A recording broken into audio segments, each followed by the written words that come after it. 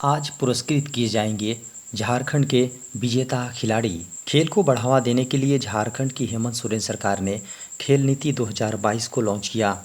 इसके तहत वर्ष 2022-23 और 2023-24 के लिए अलग अलग इवेंट में पदक जीतने वाले 222 खिलाड़ियों के बीच 4,46,20,000 रुपये बतौर सम्मान राशि वितरित की जाएगी।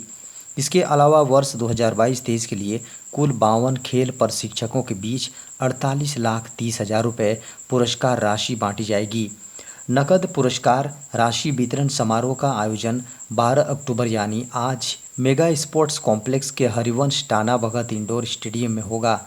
इसमें बतौर चीफ गेस्ट झारखंड के मुख्यमंत्री हेमंत सोरेन शामिल होंगे। बता दें कि पुरस्कार के लिए जिन 222 खिलाड़ियों का चयन हुआ है उनमें सबसे ज़्यादा राशि पाने वाले कुछ चुनिंदा खिलाड़ियों में रूपा रानी तिर्की, लवली चौबे, चंदन कुमार सिंह, सुनील बहादुर और दिनेश कुमार के नाम शामिल हैं। इन सभी ने लॉन बॉल के अलग अलग इवेंट में मेडल जीते हैं।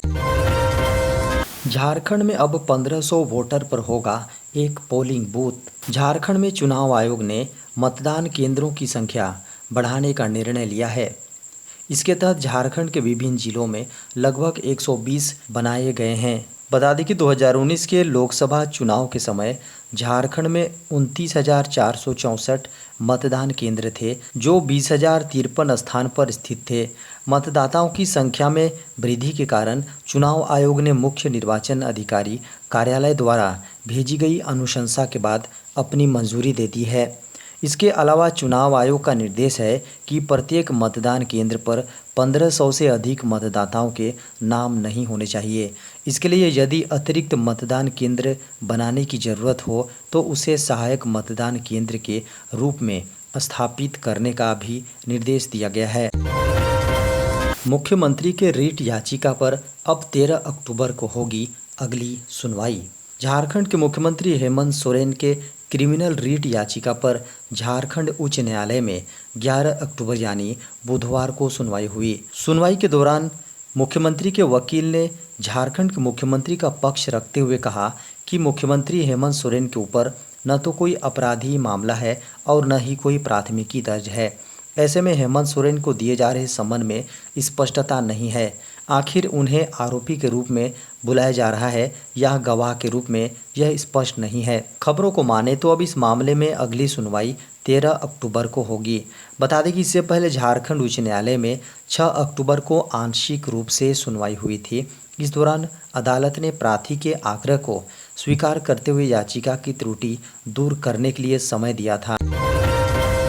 झारखंड में खुलेंगे 89 नए एकलव्य विद्यालय।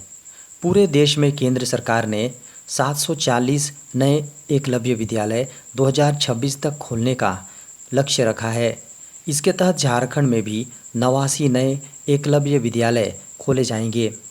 वहीं ओडिशा में 106 विद्यालय खोलने का लक्ष्य है।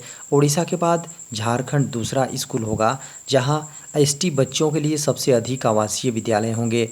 एकलव्य विद्यालय योजना की शुरुआत 1997-98 में हुई थी।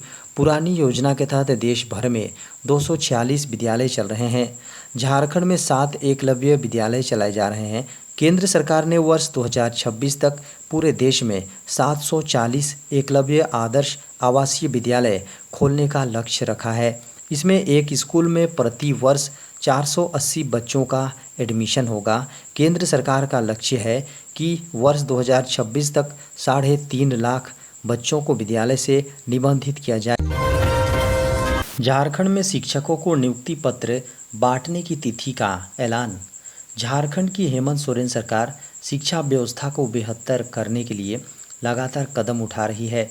सरकार मुख्य रूप से विद्यालयों की सूरत को बदलने में लगी हुई है और शिक्षा की गुणवत्ता को बेहतर करने की दिशा में जोर दिया जा रहा है। विद्यालयों में खाली पड़े शिक्षकों के रिक्त पद को भरने का निर्णय लिया गया है। झारखंड सरकार जल्द ही सरकारी विद्यालयों में खाली पड़े शिक्षकों के पद को भरने में जुट गई है। जल्द ही सरकार शिक्षकों की नियुक्ति की प्रक्रिया की शुरुआत करने जा रही है। 16 अक्टूबर को मुख्यमंत्री हेमंत सोरेन झारखंड के 827 टीजीटी शिक्षकों को नियुक्ति पत्र सौंपेंगे। इसके लिए रांची के मोराबादी मैदान में कार्यक्रम का आयोजन किया जाएगा, जिसमें शिक्षकों को नियुक्ति पत्र बांटे जाएंगे। बता दें कि जिन शिक्षकों को नियुक्ति पत्र दिया जाएगा उनका जिला और स्कूल पहले आवंटित कर दिया गया है। झारखंड में दुर्गा पूजा तक नहीं है बारिश की संभावना। झारखंड में दुर्गा पूजा तक बारिश होने की कोई संभावना दिखाई नहीं दे रही है। दुर्गा पूजा के बाद उत्तरी बंगाल की खाड़ी में लो प्रेशर का एरिया बन सकता है। हालांकि इसका झारखंड में कितना असर दिखेगा यह आने वाले दिनों में ही बताया जा सकता है। वहीं नवंबर के बाद झारखंड का तापमान गिरने की संभावना है।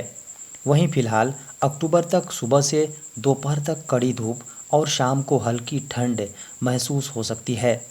इसके अलावा अगले 5 दिनों तक अधिकतम तापमान और न्यूनतम तापमान में 1-1 डिग्री की कमी आ सकती है। वहीं नवंबर की शुरुआत तक न्यूनतम तापमान 14 से 15 डिग्री सेल्सियस तक पहुंच जाएगा।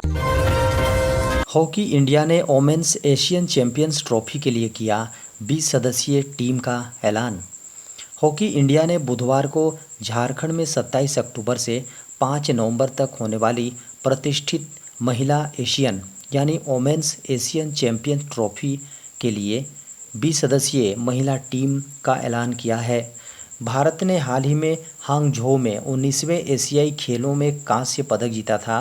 अब एक नए टूर्नामेंट के लिए तैयार है। बता दें कि देश में अपने अभियान की शुरुआत 27 अक्टूबर को थाईलैंड के खिलाफ करेगा। फिर टीम का सामना 28 अक्टूबर को मलेशिया से होगा। भारत का तीसरा मैच 30 अक्टूबर को चीन से और 31 अक्टूबर को जापान से होगा। इसके बाद टीम अपना अंतिम पूल मैच 2 नवंबर को कोरिया के विरुद्ध खेलेगी। यूजीसी ने किया बड़ा ऐलान, सभी स्नातक छात्रों के लिए अनिवार्य होगी इंटर्नशिप।